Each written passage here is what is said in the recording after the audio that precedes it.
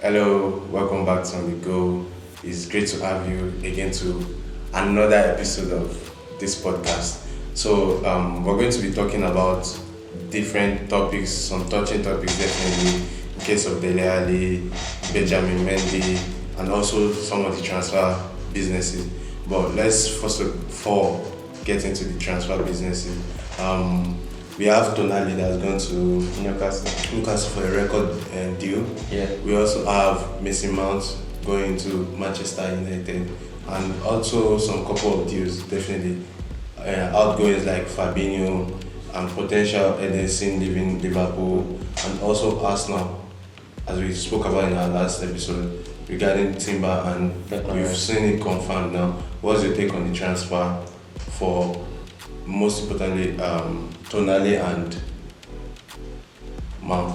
I think from Tonali, from his interview or from rumors, he didn't want to leave AC Milan, but because of the fact that they needed funds to be able to buy other players, they knew he was an highly rated player, so he could go for a high fee. So they had to sell him, and Newcastle was on the hunt for a defensive midfielder also, so they got a good deal there, and he's quite young too, so it's a good deal for Newcastle and definitely for Premier League. I mean, that quality of player playing the Premier League is a good one for Newcastle, and obviously because of the fact that they're entering the Champions League this season, they're going to play in the Champions League this season, it was important for them to strengthen that position with an experienced player. Yeah, because it's an additional leadership player he just added to the group, so I think we should watch out for Newcastle definitely. Yeah, then for Mason Mount, I think for Mason Mount it was an easy deal. You can see that Chelsea are looking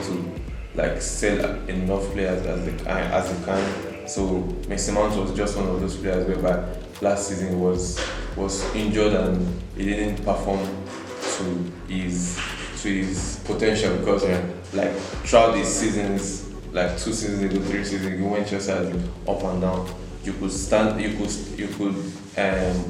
pinpoint that Mason Mount is this player that he's going to deliver for Chelsea. Yeah. He's been delivering for Chelsea, but last season you could see that things were just going downwards for him, knowing the fact that he was 1 year left in his contract and he wanted a certain amount of wages that Chelsea was not ready to commit to.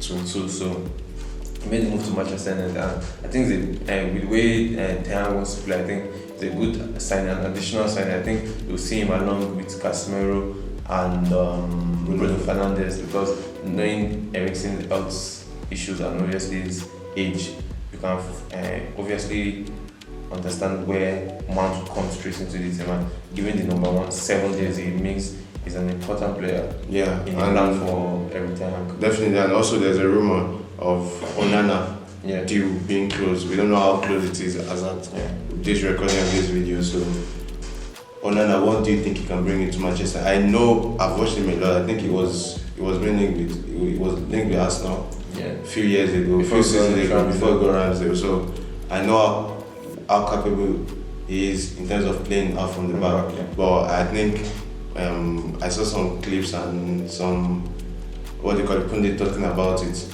on TalkSport, and saying the fact that he has issue with claiming balls on the head. So I think Onana is a player that I watched so much in the Champions League last season. So I could say how easy it is for him to play from the back. He comes all the way to almost half of the pitch to dictate play from with his leg. But for, like you said, in his box, he's not so commanding like the likes of Ramsdale. He doesn't know when to come out to claim the balls from the corner kicks and from the set pieces, from the wing set pieces. So he's an interesting one to look up for. Obviously, Onana is a good addition, but when with the trajectory where Man U is going, if they don't get a striker, it's as well as playing the same team they played last year, because you can't afford to put Martial with someone that scores a goal in 7 games or 8 games in for the beginning of the season. You need to get a striker. So I think they need a very, very good striker to challenge for top place of the the title. Sure. So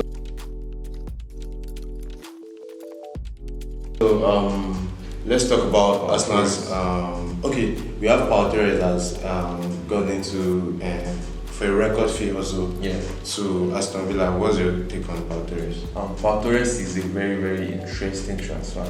Barcelona was interested, Arsenal was interested, Liverpool was interested, Man City was interested, and for him to go and reunite with his former coach in Unai in Aston Villa is a big deal for Aston Villa. Yeah. It's a big coup. Knowing the fact that obviously he's going to be playing in Europa Conference League, I think it's a big coup for Aston Villa, and Tyrone Mings should be worried and the other defender because I think he's coming there to stake a claim. Yeah, I think it's a scary defense partnership that I'm looking into. That Liverpool, Aston Villa's defense. I think Carlos and Paul Torres is an impressive back two. So I won't be surprised if they are on for Europe again this season. Absolutely. So, and also we need to talk about quickly Liverpool's transfer and most importantly in the midfield. They have been reshuffling and we are hearing the rumors of the experienced players leaving. And what do you think how is it going to affect Liverpool? Will it be positive or negative? I think it depends on the holding midfielder, the defensive midfielder they replace with Fabinho. Because if Fabinho is leaving and those are two big players and obviously experienced players and leadership players. Yeah. So if you are selling the likes of Fabinho and Henderson, we definitely need a player like Rice, someone that is already experienced and played a couple of Like Caicedo, he only has 2 seasons under his belt in the Premier League. But you need to look at the likes of Matt Phillips, look at the likes of you can look at the likes of McTominay even, to be honest, because they already have experience and they've already played for big teams. So I think it's going to be difficult for them to adjust. If you are going to have the likes of Lavia come in, it's too young to dictate play, and I think it won't be he won't be able to adjust to the pressure of playing for a big team like Liverpool. Even though he has the likes of Szoboszlai and Mark Alistair in front of him, it's still going to be a very difficult one to deal with. If they get it right, if they get that defensive position right, I think they can still they can still challenge for the top 4. Or for the title, it's going to be difficult because they have a new set of midfielders, new different language barrier, and it's going to be, they have to need to get to know each other and create connection. Yeah, they need to create connection. So if they're not able to create those connections quickly, it's going to affect the outcome, the results. Yeah, definitely. Let's touch this transfer, last one. Close transfer, not a done deal right now, but we are hearing a rumor regarding Kyle Walker going to Bayern Munich and Man City interested in Pavard. So we are probably seeing potential swap deal with money as add-ons and all. What do you think about that transfer? I think people have been saying Walker is the best ever England player and right back. If you look at the pace he has, the versatility he has, he can play from the left back, can play from the right back, and also can attack the spaces in front in an attacking lines. Then also you can play in the centre back of the back three. So right centre back in the back three. So is an interesting transfer. So for you to lose Kyle Walker and lose Cancelo, I think there's a similarity. You're losing pace, you're losing experience, and you're losing creativity. I think there's this.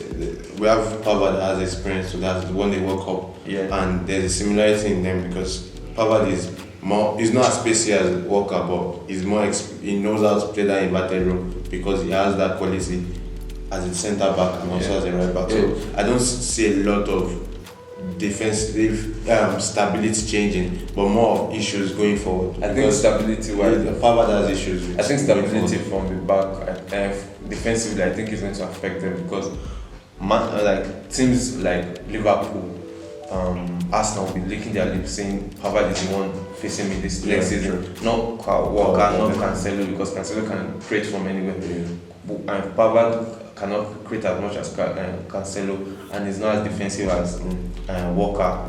the likes of Martinelli and Luis Diaz, they'll be licking their lips. Sancho, Rashford will be licking their lips to get on one-on-ones with Pogba and dribble past him and create chances and goals. So I think it's a win for Bayern Munich more than Man City.